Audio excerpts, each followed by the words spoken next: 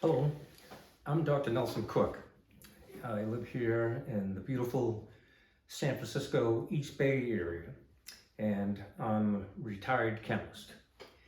And when I retired several years ago now, I read some articles that our students in the United States were testing very poorly in science in general and chemistry in particular against other countries in the world. In fact, we were testing like number 15th against other countries throughout the world.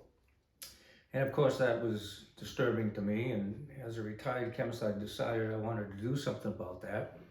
I set up a laboratory here in my house. And over the next few years, I started developing very exciting experiments. Chemistry is a very experimental science.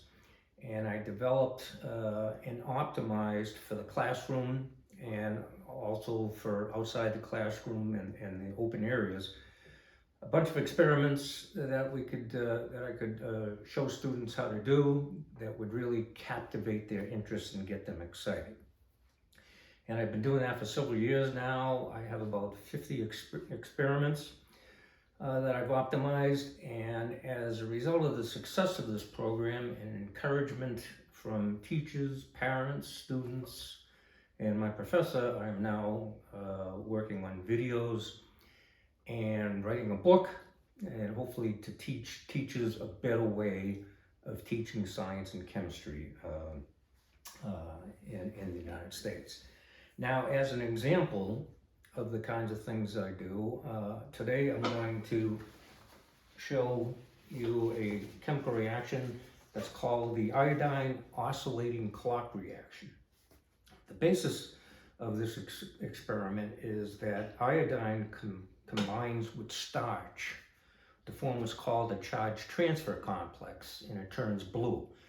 A charge transfer complex, that's just some fancy terminology that's saying that the iodine comes into contact with the starch. It doesn't chemically bond to it, it just complexes to it, electrons are exchanged, and it absorbs all the light except blue, so it appears to be a nice, pretty blue color.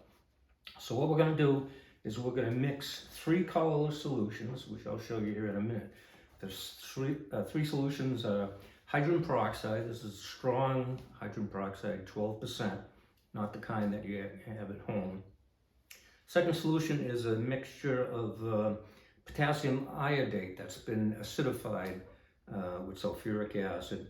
And the final one is a chemical called malonic acid and starch. Malonic acid is the chemical that causes the oscillating behavior, and also in the starch is what turns blue. It also has another chemical in there called manganese sulfate, which is a catalyst and helps control the time.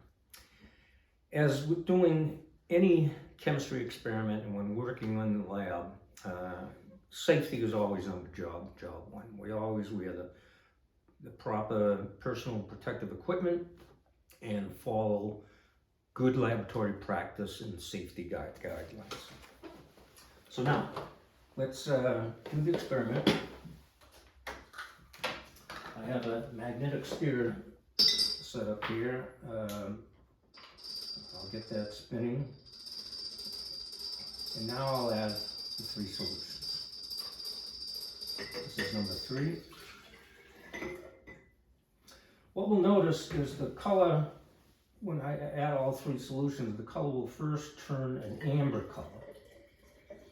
And that's due to the presence of elemental iodine being released, which has a yellowish amber color. But then it will turn blue, and then after that, we're going to watch the magic. So now we see the amber color, and then it immediately turns blue. As we talked about, it forms that charge transfer complex. But now watch what happens. It turns back to the amber color again, it turns it blue. This is why it's called an oscillating chemical reaction. And I often tell the students when I'm doing demonstrations and teaching classes, is chemistry is like magic, but real. And we can see here, this really does look very magical. This is one of my most exciting and magical experiments. And I also tell them that chemistry is the central science, and we'll talk a little bit about that. But when I do this experiment, the students, and I go to kindergarten through 12, all the way up to 12. I've been through this, a number of schools, past several years. And they'll always say, Dr. Cooke, how did you do this? And they want to know. And then I know I have them. I've got their attention, and I go in and explain the chemistry. Now, the level of the chemistry is different, obviously, for kindergarten all the way up to high school. But nevertheless, they listen, they take notes, they often go home and talk to their parents about it, and I've gotten tremendous feedback on this approach of teaching chemistry. So this will cycle a few times, and let's talk about for a moment exactly how it works.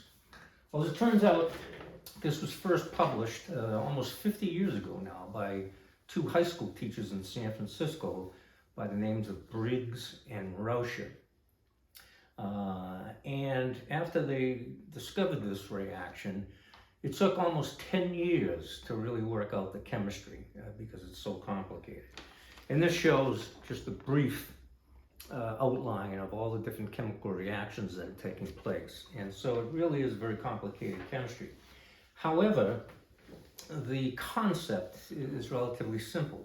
Basically, there's competing reactions taking place here. And for example, the products of one reaction are the reactants of the next reaction. And so because they're competing in that nature, it causes this oscillating behavior. Now it'll oscillate like that for about 10 times, usually around 10 times, then it starts to slow down, and then as the reagents are used up, it will just remain blue. Now, just based on this one really nice reaction, what are the teaching points? And so in the classroom setting, when I'm talking to the students, the things that we talk about is the calculations of concentrations. When we prepare the solutions and make up the solutions, we have to be mindful of the concentrations, so there's calculations of concentrations involved. There's acid-base chemistry and pH involved. Because we use acids here, we have to control the pH of the solution. The actual reaction itself is called an oxidation-reduction reaction, and or commonly called redox. And so we teach about oxidation reduction. Everybody's heard about oxidation and oxidative stress, and we take antioxidants for that. So this is very important. Also, there's chemical kinetics involved. We can control the solutions, so the rates of reaction and the cycling back and forth. And then finally, catalysis. As I mentioned, we do have a catalyst in here that makes the reaction go. And so these are all concepts that are used every day by biotechnology companies and pharmaceutical companies, for example, to develop new drugs, to treat and cure disease. So there's a lot of although these experiments are exciting and fun, there's a lot of practical value in teaching points in these experiments. Now, what I'd like to leave you with is in the end, for a more detailed explanation, by the way, there's a book called Chemical Demonstrations, Volume 2, by a chemist by the name of B.Z., those are his initials, and Shakarishi. And you can look that up. You can go on the internet and probably find the chapter on this and get a more detailed explanation. So chemistry really is the central science, and what that means is chemistry is the basis or the foundation of all the sciences, and that's why we call it the central science. And recently, a big success story of chemistry was the development of vaccines for COVID in literally 1 year. And that one thing itself saved millions and millions of lives. However, this is a very exciting time in the evolution of chemistry now, and the next 5 years is going to be very exciting. And so I ask you all to watch. These are the hottest things taking place in the field of chemistry right now. The development of RNA vaccines to treat cancer. And maybe someday we'll be able to eliminate cancer. Everybody's hearing now about artificial intelligence and machine learning. That's being applied now for the prediction of new molecular structures that have not been thought of or anticipated by chemists. And these new entities are being made and they're being tested to use for perhaps breakthrough through drugs. Chemistry will certainly develop a pathway to stop Alzheimer's disease within the next five years.